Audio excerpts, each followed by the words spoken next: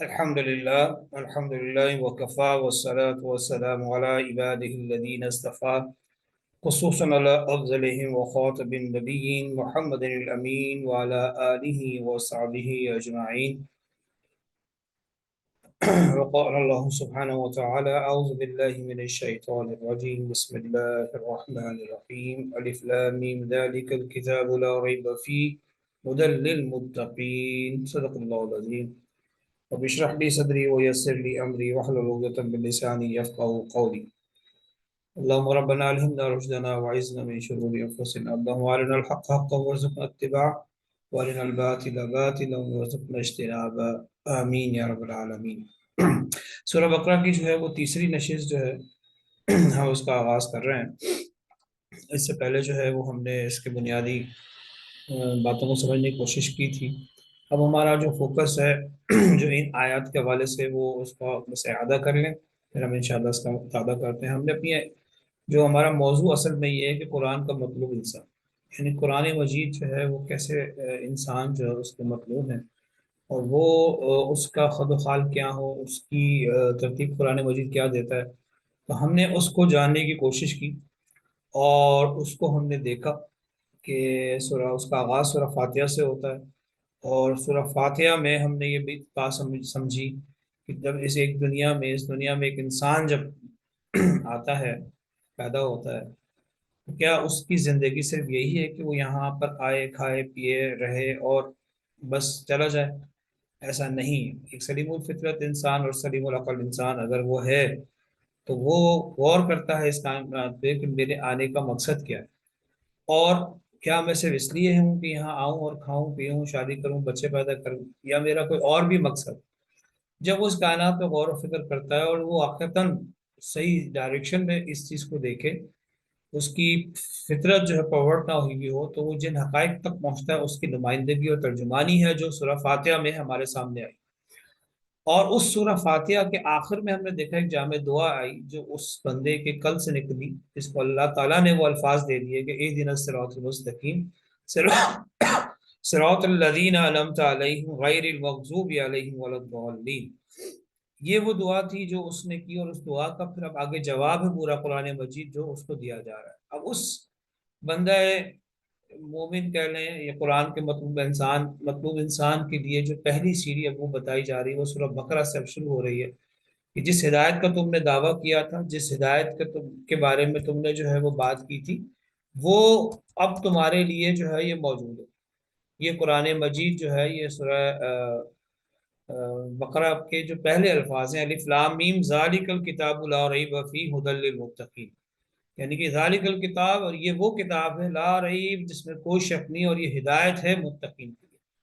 پہلی سیڑھی، پہلی بنیاد اور پہلی جڑ انسان کو دے دی گئی کہ تمہاری ہدایت کا منبع سرچشمہ اگر ہے تو یہ اللہ کی دی ہوئی کتاب ہے۔ یہی تمہارے لیے جو ہے وہ تمہاری ہدایت کا سورس بھی ہے، تمہارے لیے یہ بنیاد بھی ہے، تمہارے لیے کل اثاثہ یہ قرآن مجید ہے۔ یقیناً اس کو یہ اس کے ہوتے ہوئے تم تمام گمراہیوں سے بچ سکتے ہو۔ ادروائز اگر انسان جو ہے وہ اپنی اس تمام پہلوؤں کو چھوڑ کر، اس قرآن مجید کی اس تمام ہدایت کو چھوڑ کر کسی اور طرف جاتا ہے تو یقیناً اس کے لیے جو ہے وہ گمراہی کے راستے ہیں۔ تو بنیاد یہ ہے کہ اس کو جو ہے وہ پکڑ لیا جائے۔ اس کے بعد پھر ان 5 آیات میں ہم نے دیکھا کہ وہ جو متقین ہیں، جو اس ہدایت سے سرفراز ہوں گے، وہ کون لوگ ہیں؟ جو فیضیاب ہوں گے وہ کون لوگ ہیں جن کی جو ہے ہدایت جو ہے ان کو جو ہے فائدہ مند ہوگی ان کے لیے؟ تو ان کی اب صفات یہاں بیان کر دی گئیں۔ وہ پہلی بات یہ کہ وہ غیب پر یقین رکھتے ہیں، وہ نماز قائم کرتے ہیں، وہ جو رزق ہم نے دیا ہے رزقناہم اس سے خرچ کرتے ہیں، اللہ کی راہ میں انفاق کرتے ہیں، اور پھر وہ ایمان رکھتے ہیں اس بات پر بھی جو ہم نے نبی جو موجودہ ان کے پاس جو کتاب ہے جو نازل کی گئی ہے، اور اس پر بھی ایمان ہے ان کا جو اس سے پہلے، کیونکہ سورس ایک ہی ہے۔ اب لوگوں نے اگر اس کے اندر کوئی تعریفیں کر کے اس کی شکل بگاڑ دی ہے تو لیکن بھیجا تو اللہ تعالیٰ کی طرف سے تھا۔ یہ اس بات کا تو ایمان ہے ہی ہے کہ وہ اللہ کی طرف سے آئی ہوئی ہے، وہ ریویلڈ نالج ہے۔ اور آخرت کا ہے معاملہ، وہی جو سورہ فاتحہ میں تھا، مالک یوم الدین، تو یہ آخرت پر یقین، کہ نہیں مجھے میرا محاسبہ ہونا ہے، اس چیز کا بار بار اعادہ ہونا. اور یہ آپ دیکھیے گا قرآن مجید کا ہر صفحہ اس چیز کی یاد دہانی کرا رہا ہوگا. اس کے بعد آپ قرآن مجید کا مطالعہ کریں، پھر اسی کو کھولا گیا ہے کہ جن جن قوموں نے یا جن جن لوگوں نے اللہ تعالیٰ کی اس ہدایت کو چھوڑا اور اس ہدایت کو سیریس نہیں لیا، تو پھر ان کا انجام کیا ہوا، اور پھر آخرت میں ان کا انجام کیا ہونے والا. پھر قرآن مجید کو بیان کر پھر آخرت کا نقشہ بھی کھینچ کے بتا رہا ہے یہ چیزیں ہوں گی. اللہ کے لیے تو زمان کی کوئی قید نہیں ہے، اور ان میں وہاں ہوگا کیا کیا اس ساری تفصیل پہ آگے آپ کو صورتوں میں یہ وضاحت جو ہے وہ ملنی شروع ہو جائے گی. تو میں بار بار اس چیز کو فوکس کروا رہا ہوں کہ ادھر پک اینڈ چوز جو ہم کرتے ہیں اس میں سے جو پہلی جو ترتیب ہے اس کو دیکھنا چاہیے. قرآن مجید اپنی گائیڈ لائن کہاں سے شروع کرتا ہے اور اسی کو پھر اسی منطقی انتہا پر پھر قرآن مجید پہنچائے گا. اور یہاں پر آپ کو وہ چیزیں ملیں گی کہ قرآن کے مطلوب انسان میں جو بنیادی تقاضے ہیں وہ پھر آگے مزید ان کی تشریح اور ان کی توضیح ہوتی چلی جائے گی. اور آخرت پر ان کا یقین ہو، یہی ہے وہ لوگ جو ہدایت سے ہوگا، ہدایت مل گئی ان کو ان کے رب کی طرف سے، اور یہی فلاح پانے والے ہیں. یہ بنیادی بات جو بیان کی گئی ہے بندہ مومن کے لیے یا ایک سلیم الفطرت سلیم العقل انسان کے لیے اس کے رب کی طرف سے، اس کو ہمیں سمجھنے کی ضرورت ہے. یہ سمجھیے کہ یہ قرآن کے مطلوب انسان کی یہ 5 آیات میں جو 7 باتیں بیان کر دی گئی ہیں یہ اس کا تقاضا ہے. اب دیکھیے اس یہ کوئی تقاضا آج نہیں آیا، کل نہیں آیا، یا میں جب سے میں نے شعور سنبھالا یا آپ نے شعور سنبھالا اس وقت سے نہیں آیا. یہ تو ظاہر سی بات ہے کہ ایک سلسلہ ہے جو طویل جب سے نوع انسانی ہے، اللہ تعالیٰ کی ہدایت اس کے ساتھ ساتھ ساتھ ساتھ مسلسل آ رہی ہے. تو اب جو ہے اس کے ماننے والے بھی ہیں، اس کو قبول کرنے والے بھی ہیں، اس کا انکار کرنے والے بھی. یہی چیز نبی اکرم صلی اللہ علیہ وسلم کے معاملے میں بھی ہوئی. آپ نے جب اپنی دعوت کا آغاز کیا اور یہ ہدایت جب بھیجی، قرآن بھیجا، تو اس میں انکار کرنے والے بھی تھے. اب دیکھیے ان کے بارے میں یہاں فرما دیا گیا، یعنی کہ اس ہدایت سے جو لوگ محروم رہ جائیں گے وہ کون لوگ ہیں؟ جن کی یہ فطرت جو تھی انہوں نے اپنی فطرت کو مسخ کر دیا اور جانتے بوجھتے اس ہدایت کو جو ہے وہ انہوں نے قبول نہیں کیا. اس لیے یہاں پہ دیکھیے لفظ اب استعمال ہو رہا ہے ان الذین کفروا، بے شک وہ لوگ جو کفر کر چکے. دیکھیے یہاں پہ ایک بڑا غور و فکر کے لیے بھی میرے اور آپ کے لیے ایک بڑا اہم پہلو بھی ہے کہ یہاں پہ کفر کا لفظ ماضی کے صیغے میں آیا. تو یہاں پہ دیکھیے پیچھے دیکھیے اگر آپ غور کریں تو زیادہ تر صیغے جو ہیں وہ یؤمنون بالغیب معذرت گلا خراب ہے آج کل. یؤمنون بالغیب یعنی ایمان رکھتے ہیں غیب پر یا رکھیں گے مضارع سے. لیکن یہاں پر دیکھیے جو کفر کی بات ہو رہی ہے تو یہاں پر بات یہ ہو رہی ہے کہ جی جنہوں نے کفر کی روش اختیار کی، کفر کر چکے. تو یہ غور طلب پہلو ہے کہ یہاں پر ظاہر سی بات ہے کفر جو انسان کرتا ہے جب اس کے سامنے ہدایت آ جائے اب اس کو ماننے سے انکار کرتا، وہ نہ اس کو سمجھے. اس لیے دیکھیے یہاں پر یہ بات کہی جا رہی ہے کہ جو لوگ جنہوں نے کفر کیا تو سواء علیہم، تو برابر ہے ان پر، اانذرتہم ام لم تنذرہم لا یؤمنون. تو اے نبی چاہے آپ انہیں انذار کریں، ام لم تنذرہم یا ہرگز انذار نہ کریں، لا یؤمنون یا ہدایت نہیں لائیں گے، یہ ایمان لانے والے نہیں. یہ اب ان کی ڈھیٹ پن کہہ لیجئے یا ان کا کفر پہ اڑ جانا اس درجے ہے کہ وہ اب اس پہ ایمان لانے والے نہیں. اب ہوا کیا؟ ختم اللہ علی قلوبہم، مہر کر دی ہے. ختمہ کہتے ہیں سیل کر دینا. ختم علی قلوبہم، جو مہر کر دی ہے اللہ تعالیٰ نے ان کے دلوں پر، والا سمعہم، ان کی سماعت پر، والا ابصارہم غشاوہ، اور ان کی آنکھوں کے سامنے پردے ہیں، ولہم عذاب عظیم، اور یہ اللہ تعالیٰ کے ایک عظیم بڑے عذاب کے مستحق. ان کے لیے کیا ہے؟ عظیم عذاب ہے. یہ دیکھیے سخت چیز اب یہاں آنے لگی ہے، کیونکہ ہدایت انسان کے لیے ایک بہت بڑی ایک نعمت کے طور پہ ہے. اس نعمت کو انسان جب اس کی ناقدری کرتا ہے، ناشکری کرتا ہے، تو پھر اس کے لیے یہ سزا مقرر ہے. دیکھیے یہ ہمارے گھروں میں بھی ہوتا ہے، عام سی بات ہے. آپ نے اگر کوئی آپ کے گھر میں آپ کے بچے اگر کسی کوئی آپ نے ان کو نعمت کوئی بھی چیز ان کو دی اور وہ اس کو خراب کریں، اس کا بیڑا غرق کریں، تو ان کو ڈانٹ ضرور پڑتی ہے، گھر میں پھٹ جاتی ہے کہ تمہیں میں نے یہ چیز لا کے دی تھی اور اس کا مقصد یہ تھا، تم اس کے ساتھ جو یہ کر رہے ہو. یہ سادہ سی بات سی ہے. اور آپ سوچیے کہ اس کائنات کی عظیم حقیقت، اہم ترین حقیقت اس کے بارے میں یہ رویہ، اور یہ آپ جانیے کہ یہ کیوں اتنا سخت کہا گیا ہے، کیوں؟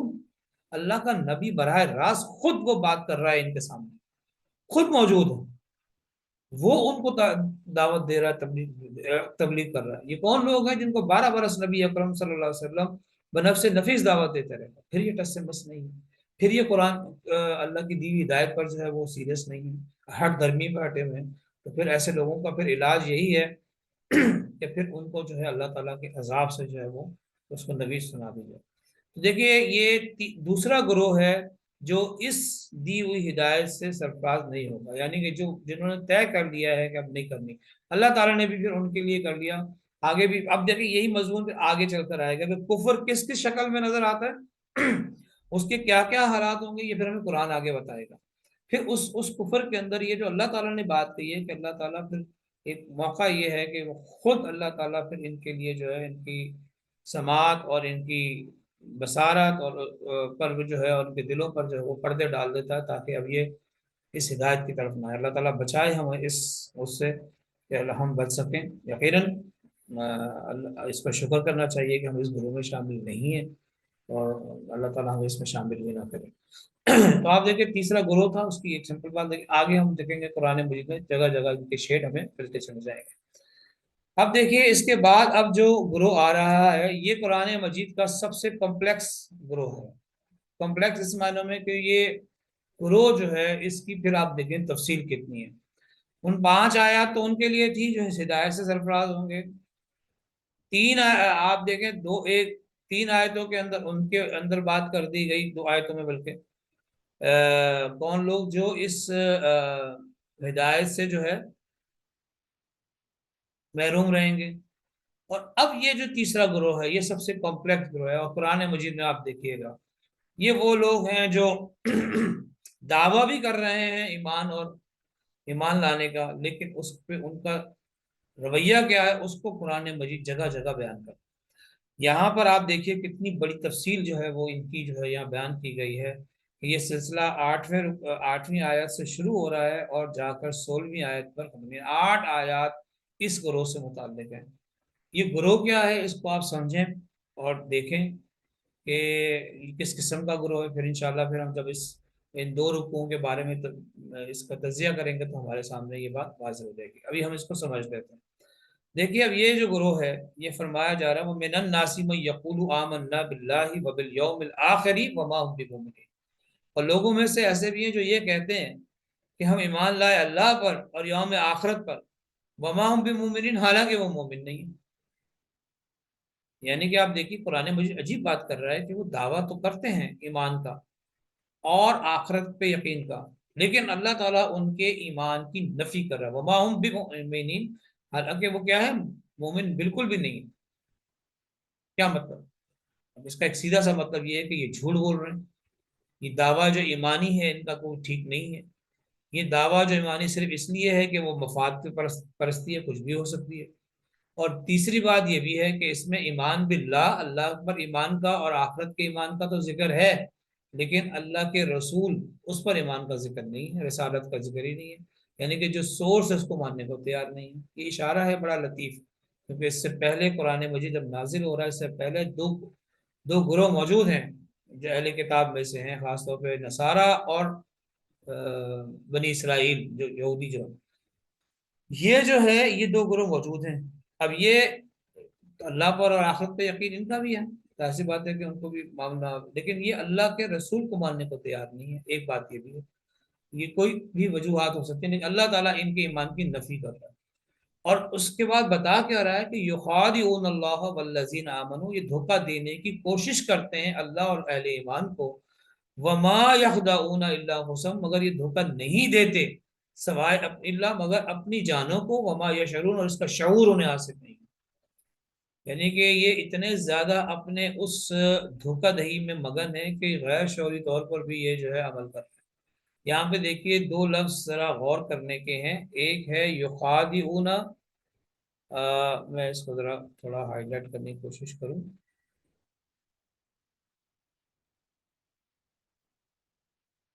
جی یہ دیکھیے یہ 2 لفظ جو ہیں یخادعون،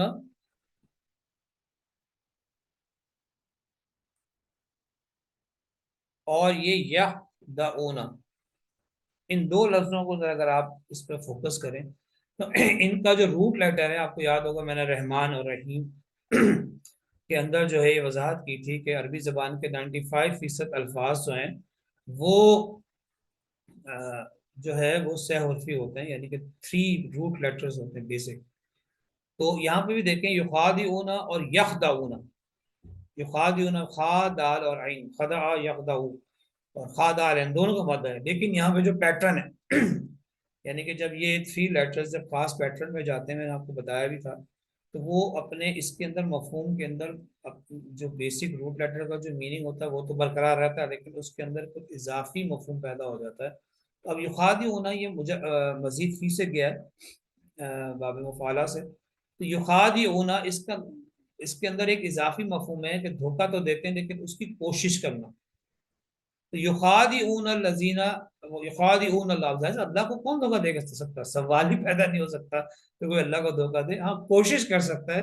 تو دیکھیں یہاں پہ وہ لفظ لایا گیا یخادعون اللہ، تو اللہ کو دھوکہ دینے کی کوشش کر رہے ہیں. والذین آمنوا، اور ان لوگوں کو جو اہل ایمان ہے. لیکن اب کیا ہے، وہ دھوکہ نہیں دے سکتے. اب یہاں پہ دیکھیں وما یخدعون، وہ دھوکہ نہیں دیتے الا انفسہم، اپنی جانوں کو. اپنی جانوں کو تو وہ دھوکہ دے رہے ہیں تو وہ بالکل 100% دے رہے ہیں. تو یہاں پر دیکھیں یخادعون کا لفظ نہیں آ سکتا تھا، یخادعون وما یخادعون الا انفسہم آ سکتا تھا لیکن نہیں آیا. لیکن یہاں پہ آیا، مجرد سے آیا ہے یہ یخدعون، اور وہ یقیناً دھوکہ دینے نہیں دے رہے مگر اپنی جانوں کو، یعنی کہ اپنی جانوں کو دھوکہ دے رہے ہیں. اس لیے یہاں پر یہ لفظ آیا انفسہم وما یشعر، ان کا شعور انہیں حاصل نہیں ہے. کیوں؟ یہ اپنے اس دھوکہ دہی میں اتنے مگن ہیں، اتنے مگن ہیں کہ انہیں احساس ہی نہیں ہے کہ ہم یہ کر کیا رہے ہیں. یہ شعور کا لفظ یہاں پر آیا، اس کے لیے جو ہے انسانی شعور کا ہونا بہت ضروری ہے جو ان کے پاس نہیں ہے.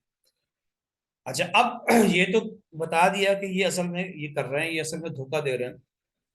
اب وہ مرض کیا ہے جس کی بنا پر یہ کام کریں؟ تو فی قلوبی مرض، ان کے دل میں، قلوب میں مرض ہے، وہ روگ ہے. وہ روگ کیا ہے؟ پھر دیکھیے قرآن مجید آگے بتائے گا وہ روگ کس قسم کے ہیں. اور آپ دیکھیے گا کہ قرآن مجید کی بڑی عجیب ترتیب ہے کہ قرآن مجید کا یہ پہلا، یہ جو سورہ بقرہ کے جو اس کو سورہ متین بھی کہا جاتا ہے، اس کے اندر بڑا تفصیلی ذکر آپ کو ملے گا بنی اسرائیل سے جو یہودی ہیں. سورہ بقرہ کا میجورٹی خطاب ویسے تو نصارہ سے بھی ہے، لیکن وہ صرف ایک کوئی تذکرہ طور پر ہے، مخاطب سے براہ راست نہیں. لیکن یہ کہ کہیں کہیں پر ہے لیکن اس طرح سے تفصیلی نہیں ہے. جیسے یہ 10 رکوع آپ دیکھیں سورہ بقرہ کے، آپ کو طویل ملیں گے. یہ جو سورہ بقرہ کے ابتدا یہ 4 رکوع ہیں شروع کے، اس کے 5ویں رکوع سے جو ہے شروع ہوتی ہے بات مسلسل 10 رکوع، وہ بنی اسرائیل سے خطاب ہو رہا ہے. تو قرآن مجید کا بڑا حصہ ہے جو بنی اسرائیل کے خطاب ہے. اسی طرح یہ سورہ بقرہ کا. آل عمران میں دیکھیے سورہ نسارہ بہت زیادہ موضوع بحث ہے، بڑی تفصیل سے ان سے بات ہوگی، ان کے بارے میں بتایا جائے گا. اب یہ دوسرا گروہ یہ اہل کتاب کا.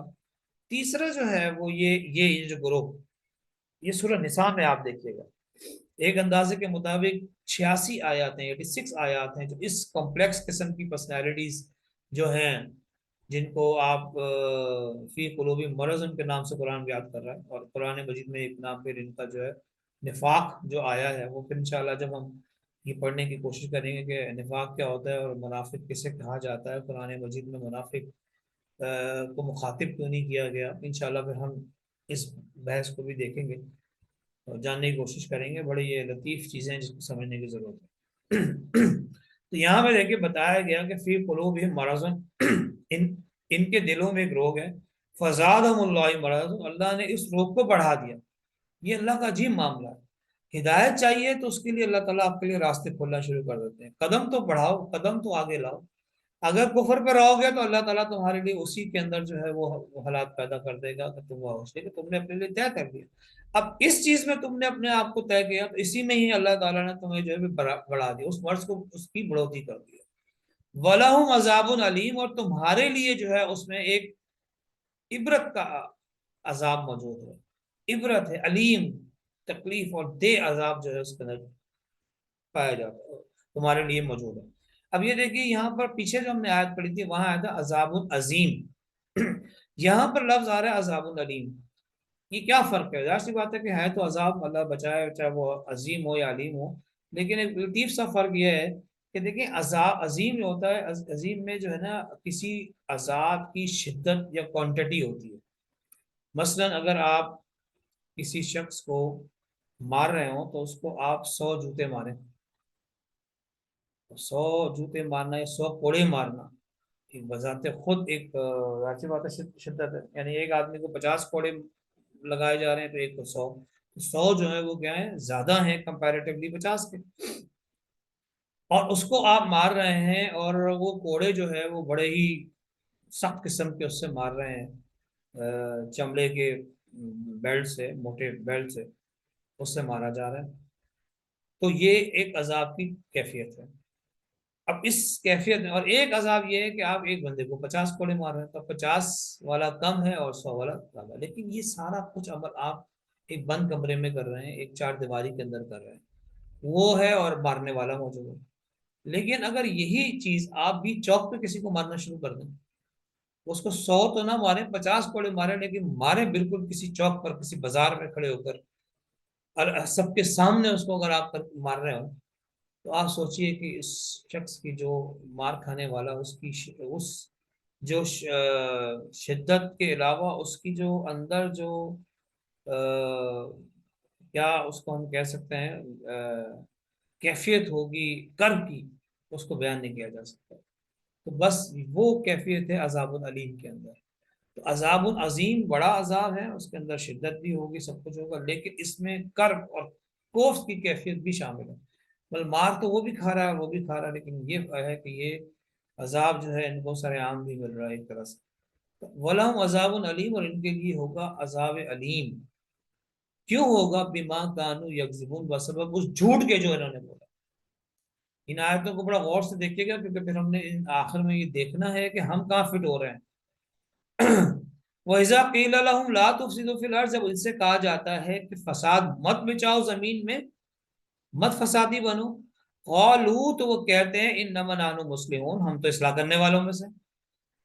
اب یہ دیکھیے، ایک طرف تو ایمان کا جھوٹا دعویٰ ہے، اور جب ان سے کہا بھائی تم فساد مت کرو، صحیح طرح سے ایمان لے، تم یہ کیا ادھر ٹامک تو یہ کر رہے ہو؟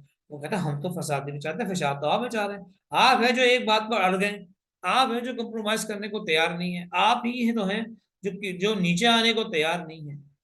ہم تو کہتے ہیں کہ کچھ بات ان کی مان لیں، کچھ آپ اپنی کر لیں، ورلڈلی وائلڈ اوپینین رکھنی چاہیے انسان کو۔ یہ کیا کہ جی آپ نے ایک بات پر اڑ گئے ہیں، کسی کو کمپرومائز کرنے کو تیار نہیں ہے، تو فساد تو آپ مچا رہے ہیں، ہم تو فساد مچا ہی نہیں رہے۔ دیکھیے ان کا یہ بات کہنا بظاہر ہمیں لگ رہا ہوگا کہ ٹھیک تو کہہ رہے ہیں کہ بھائی کچھ تھوڑی بہت باندھ لو بات، لیکن آپ دیکھیے اس میں ہو کیا رہا ہے، اس میں جو سب سے بڑا نقصان ہو رہا ہے وہ حق پس رہا ہے، اور حق جو ہے بات وہ دب رہی ہے۔ یہ بالکل سادہ سی مثال ہے بچوں کی طرح، کیونکہ میں اسٹوڈنٹس کو کافی سمجھاتا رہتا ہوں، تو اس حوالے سے ایک بچوں کی سی مثال میں آپ کو دے رہا ہوں کہ اگر آپ سے کہا جائے کہ 2 اور 2 4 ہوتے ہیں، 2+2=4 ہوتے ہیں، ایک آدمی کہے نہیں جی 22 ہوتے ہیں، تو آپ اس کو کیا کہیں گے؟ 2+2 وہ کہے کہ جی 22 ہوتے ہیں، اور آپ کہیں کہ نہیں جی جناب 2+2=4 ہوتے ہیں۔ اب بحث ہو رہی ہے کہ نہیں جی آپ، کیونکہ اب جو 4 کہنے والا ہے اس میں کوئی ڈاؤٹ نہیں کہ وہ بالکل ٹھیک کہہ رہا ہے، جو 22 والا ہے وہ غلط کہہ رہا ہے۔ اب ایک تیسرا بندہ آگے کہتا ہے کہ بھائی کیوں جھگڑتے ہو، کیا مسئلہ ہے؟ تو آپ کہیں کہ بھائی یہ کہتا ہے کہ 2+2=22 ہوتے ہیں، میں کہہ رہا ہوں 2+2=4 ہوتے ہیں۔ تو وہ تیسرا بندہ آ کے آپ کو کہے کہ بھائی کیوں جھگڑتے ہو، مت جھگڑو، کچھ تم اس کی مان لو، کچھ تم کچھ تھوڑا اوپر تم آ جاؤ، اور کچھ تھوڑا یہ نیچے آ جائے، تو بھائی ایسا کرو تم دونوں مل کے جو ہے نا وہ 10 کر لو، نہ 22 اور نہ 4، تو 10 کر لو، تو یہ کر لو۔ اب آپ مجھے بتائیں اگر وہ 2+2=4 والا یہ بات تسلیم کر لے، تو اس میں کیا چیز جو ہے وہ پیچھے رہ گئی، کیا چیز جو ہے وہ غلط ہوئی؟ وہ یہ کہ جو حقیقت تھی، جو جو صحیح بات تھی، وہ پیچھے رہ جائے گی۔ یہ ہے وہ چیز جس کو سمجھنے کی ضرورت ہے۔ حق بات اور اللہ تعالیٰ کی دی ہوئی جو ٹرو بات ہے، اس پہ کمپرومائز کرنے کا مطلب کیا ہے کہ اس بات کو آپ جو ہے کسی درجے میں، وہ 22 سے 10 پہ آنے والی بات ہے لیکن ہے وہ غلط، وہ کسی صورت بھی صحیح بات نہیں ہے، کسی صورت بھی اس کو قبول نہیں کیا جا سکتا۔ تو یہ ہے وہ چیز جس کو سمجھنے کی ضرورت ہے کہ یہ لوگ جو کہہ رہے ہیں کہ بھائی فساد ان کو کہتے ہیں مت مچاؤ، تم بالکل تمہاری وجہ سے جو ہے وہ لوگ کہتے ہیں بھائی یہ بھی تو ایمان لائے ہیں، تو یہ تمہارا ایمان نہیں ہے ٹھیک، تو فساد مت بچاؤ، تو کہتے ہیں بھائی ہم تو یہ فساد نہیں بچاتے، ہم تو فساد ہی نہیں، ہم تو اصلاح چاہتے ہیں، قل قالوا انما نحن مصلحون، ہم تو اصلاح چاہتے ہیں۔ آیت نمبر 11۔ اب دیکھیے یہاں پر اللہ تعالیٰ کا اعلان ہو رہا ہے، اللہ آگاہ ہو جاؤ، خبردار ہو جاؤ، انہم هم المفسدون، اصل میں یہی فساد ہیں، وہ اصل میں دونوں فساد مچا رہے ہیں، جو بیچ میں آگے اصلاح کا دعویٰ کر رہا ہے وہ اصلاح نہیں ہے، وہ بھی فساد ہے، مفسدون ولکن لا یشعرون، لیکن انہیں اس کا شعور نہیں ہے۔ جیسے وہاں پر پیچھے بتایا ہے کہ یہ اپنا یہ دھوکہ دے رہے ہیں اپنی جانوں کو، وہ شعور نہیں، اور اس بات کا انہیں بھی شعور نہیں ہے۔ یہ ان کو جو ہے ان کو وزڈم حاصل نہیں ہے اس بات کی، یہ دیکھیں تو صحیح کہ اصل بات کیا ہے، حق کیا ہے اور کیا نہیں ہے، اس کو جانیں، یہ نہ دیکھیں کہ اس وقت جو ہے حالات کیا ہیں اور ہمیں اس میں کیا کرنا ہے۔ تو یہ دیکھیے یہ ایک بنیادی بات یہاں پر آئی۔ اب دیکھیے دوسری بات، یہ ابھی آپ دیکھیے یہ جو شخصیت ہے اس کے وہ پہلو یہاں بیان کیے جا رہے ہیں کہ ایک تو یہ کہ اس کا دعویٰ جھوٹا ہے، پھر دوسرا یہ کہ یہ اپنے دھوکہ دہی میں سمجھ رہا ہے کہ میں اپنی دوسروں کو دھوکہ دے رہا ہوں، کیا پتا چلے گا، لیکن وہ خود دھوکہ کھا رہا ہے۔ اور تیسری بات یہ کہ ہے وہ خود فساد مچانے والا اور دعویٰ کر رہا ہے کہ میں اصلاح کرنے والا ہوں۔ اب آپ دیکھتے جائیے، جبکہ اللہ بتا رہا ہے کہ یہ فسادی ہے۔ وَإِذَا قِيلَ لَهُمْ آمِنُوا كَمَا آمَنَ النَّاسُ، جب ان سے کہا جاتا ہے کہ ایمان لاؤ جیسے کہ اور لوگ ایمان لائے ہیں۔ اب یہ دیکھیے ایک طرف یہ اگر قرآن مجید آپ دیکھیے، یہ سورہ مبارکہ سورہ مدنی سورت، اس سے پہلے 12 برس ہو چکے ہیں قرآن کو نازل ہوئے ہوئے، وہ ایک جماعت ایک صحابہ کی وہ ٹیم موجود ہے کہ جن کی طرف اشارہ کر کے کہا ہے کہ دیکھو یہ ہیں وہ ایمان لے کر آئے ہیں، دیکھو ان کو ان کی طرح ایمان لاؤ، اور آج ہم بیٹھے ہیں تو ہمارے پیچھے بے تحاشا اہل ایمان کے وہ لوگ ہیں جن کی بڑی بڑی داستانیں ہمارے پاس موجود ہیں، تو یہ ایسے ایمان لاؤ صحیح معنوں میں۔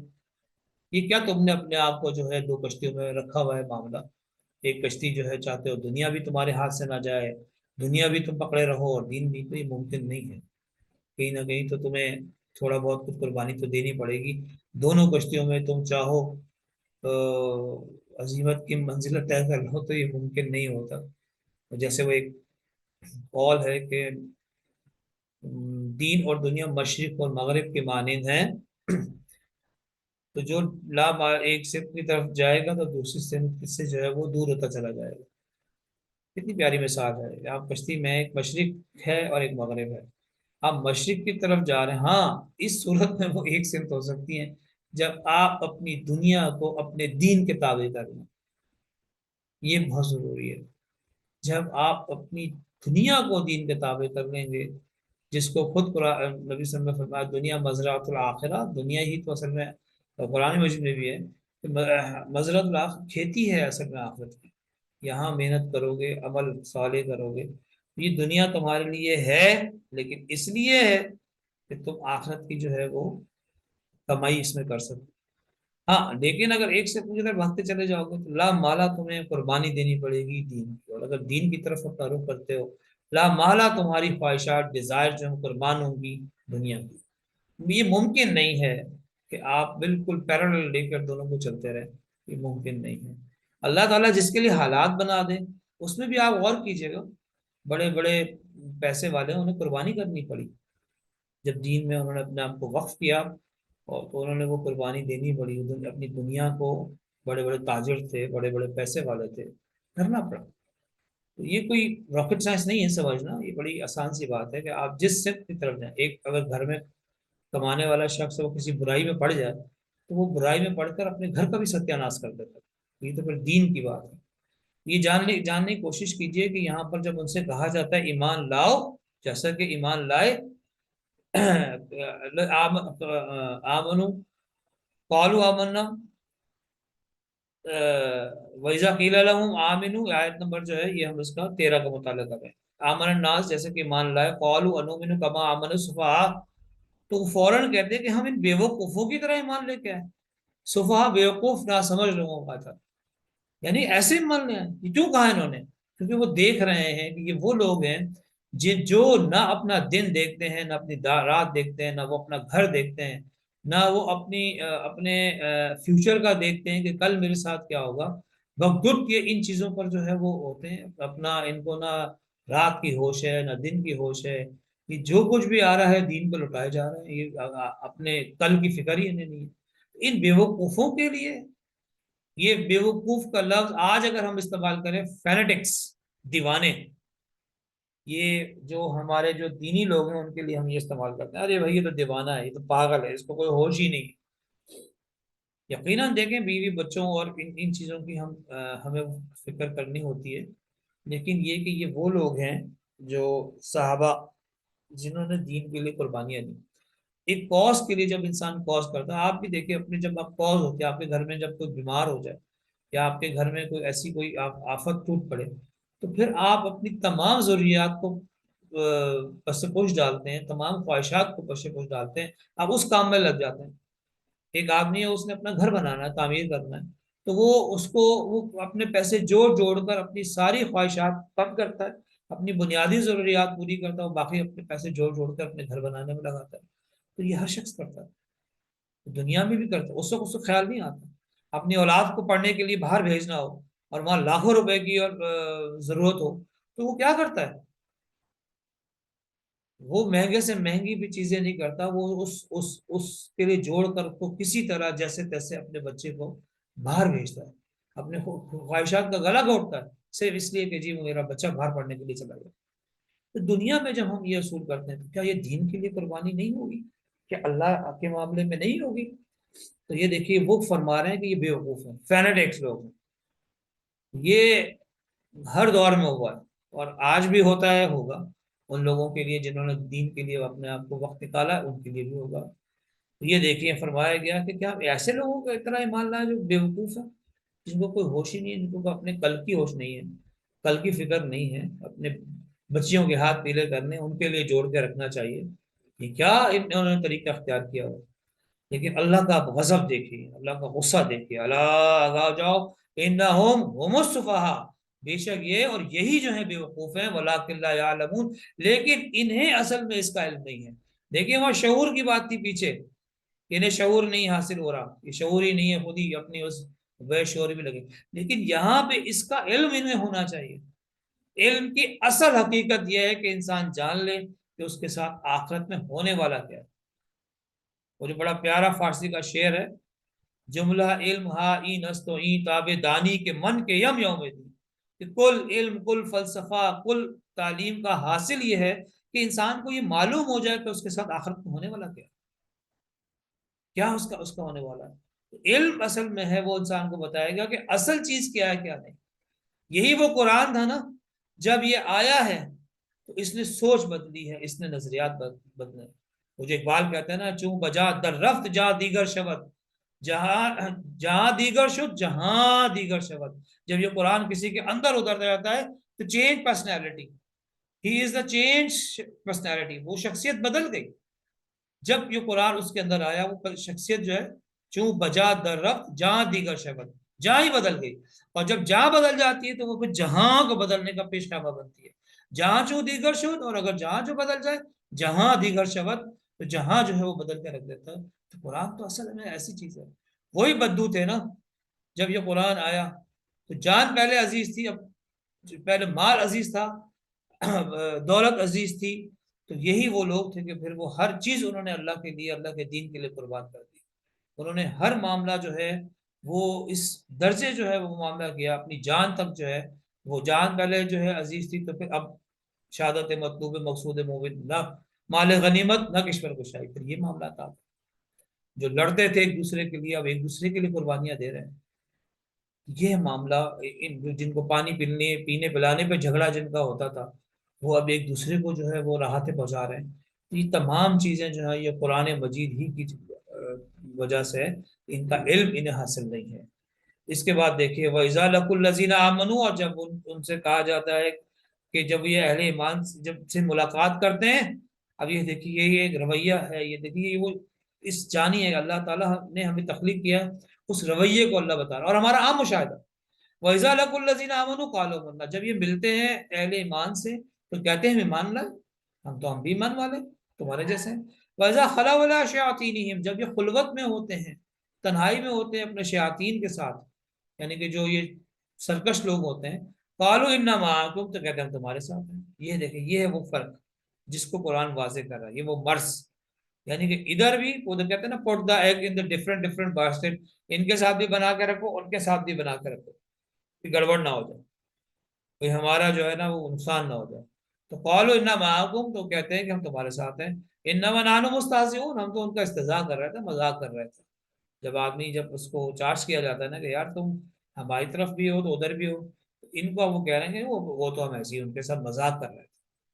اب دیکھیے اس پر پھر وہی اللہ کا غصہ ہے، اللہ یستہزئ بہم، اللہ تعالیٰ جو ہے وہ خود استہزاء کرتا ہے بہم، اس حوالے سے ان کے ساتھ، وَيُمُدُّهُمْ فِي طُغْيَانِهِمْ يَعْمَهُونَ، اور وہ ان کو ڈھیل دیے ہوئے، مدہ یمدو ہوتا ہے ڈھیل دے دینا، تو ان کو ڈھیل دیے ہوئے فی طغیانہم، اس سرکشی میں جو یہ سرکشی کر رہے ہیں، یعمہون، اور یہ اس میں بیٹھے ہیں اندھے بہرے ہوتے، عین میم اور ہا، ہن، اور ایک ہم پیچھے پڑھ کے آئے تھے یون، یہ انشاءاللہ ہم آگے تک اس کو پڑھیں گے، یعنی کہ یہ کیا ہے، یہ اس سرکشی کے اندر جو ہے وہ جو ہے وہ اندھے ہو کر دھت اس کے اندر جو ہے وہ پڑے ہوئے ہیں، یعنی کہ ان کی حیثیت یہ ہے، اولئک الذین اشتروا الضلالۃ بالہدی، یہ وہ لوگ ہیں کہ جنہیں کوئی فائدہ نہ دیا ان کی اس تجارت نے، ضلالت، یہ وہ لوگ ہیں جنہوں نے اشتروا، مول لے لی، کہ وہ لوگ ہیں جنہیں مول لے لیا، یعنی کہ جب کسی چیز کو دے کر اور کوئی چیز لے لینا، اس کو کہتے ہیں مول لے لینا، یہ وہ لوگ ہیں کہ انہوں نے ضلالت کو دے کر ہدایت جو ہے وہ دے کر ضلالت کو لے لیا، بالہدا، اشترو ضلالت بالہدا، یعنی ضلالت کو جو ہے انہوں نے اختیار کر لیا ہدایت کے بدلے میں، یہ اس کا مفہوم ہوگا۔ تو یہ ہے وہ لوگ جنہوں نے ضلالت کو لیا ہدایت دے کر، تو فما ربحت، کیا چیز دیکھیے کیا نقصان اٹھایا، تو فما ربحت تجارتهم وما كانوا مهتدين، تو پھر ان کی یہ تجارت کام نہ آئی اور نہ ہی یہ ہدایت والے ہیں۔ دیکھیے یہ بھی وہی ہے، وہ ہدی للمتقین، اور وہ کیا تھا ان کے سوتے خارج، اور یہ بھی ہے کہ ہدایت کی پانے والے نہیں ہیں۔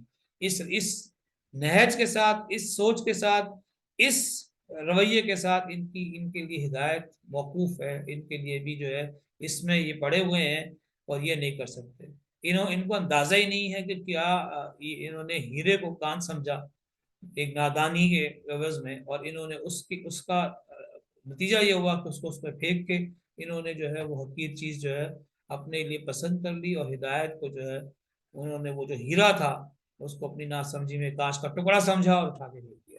یہ ہے جی یہ وہ تیسرا گروہ جس کی یہاں مثال ہے، یہ یہاں پہ اس کی پوری اتنی 8 آیات میں آپ دیکھیے کتنی واضح بات یہاں پہ ارشاد فرما دی ہے، اس کو بار بار مطالعہ کیجئے یقیناً، اب ایک آگے اس کی ایک مثال آئے گی، جب یہ 2 رکوع ہو جائیں گے پھر ہم اس کا تجزیہ کریں گے کہ قرآن کے مطلوب انسان میں ہم کہاں فٹ ہوتے ہیں انشاءاللہ العزیز۔ تو اللہ تعالیٰ سے دعا ہے کہ اللہ تعالیٰ ہمیں اس پر عمل کرنے کی توفیق عطا فرمائے، اور ایسی چیزوں سے ہمیں بچنے کی توفیق فرمائے جو ہمیں ہدایت سے دور لے جائے۔ میری زبان سے کوئی الفاظ غلط نکل گئے ہوں تو اللہ تعالیٰ مجھے اس پہ معاف کریں اور آپ کے ذہن سے محو کر دیں۔ اقول قولی ھذا واستغفر لی ولکم ولسائر المسلمین والمسلمات۔ السلام علیکم ورحمۃ اللہ وبرکاتہ۔